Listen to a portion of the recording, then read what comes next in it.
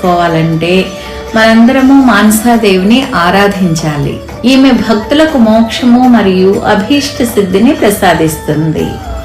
సాక్షాత్తు శ్రీకృష్ణ పరమాత్మ మానసాదేవికి మొట్టమొదటి పూజ చేశాడు కనుక ఈమె వైష్ణవిగా ప్రసిద్ధికెక్కింది.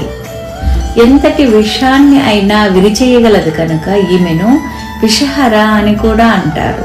ఆస్తికుడనే మునికి జన్మనిచ్చినందువల్ల ఆస్తిక మాత అంటారు మానసాదేవిని.